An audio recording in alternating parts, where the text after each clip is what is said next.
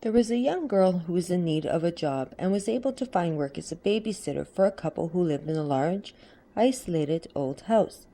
They were going out to see a movie that night and left the teenage babysitter in charge of their 3 young children.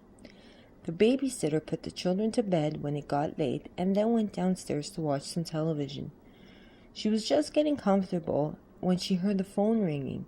When she answered it, all she heard was heavy breathing, followed by a man's voice asking, "Have you checked on the children?" She freaked out. She hung up the phone, trying to convince herself that it was just someone playing a practical joke on her.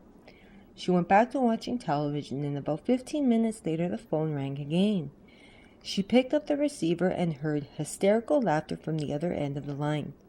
Then the same voice asked, "Why haven't you checked on the children?" The babysitter slammed down the phone. The poor girl was frightened out of her wits and immediately called the police. The operator at the police station told the babysitter that if the man called again, she should try to keep him talking.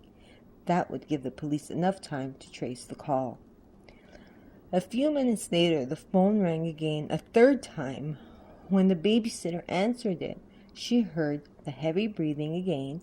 The voice on the line said, "You should really check on the children." The babysitter listened to him laughing hysterically for a long time.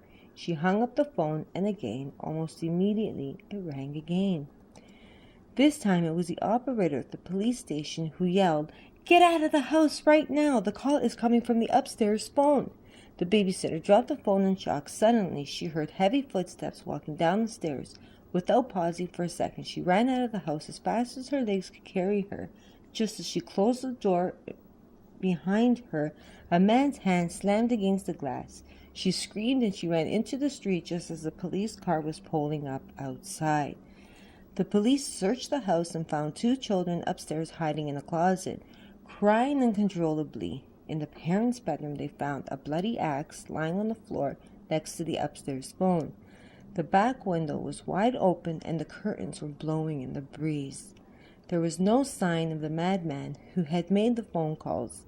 He had escaped into the night when the police arrived and managed to interrupt this horrible plan to kill the 2 children and the babysitter.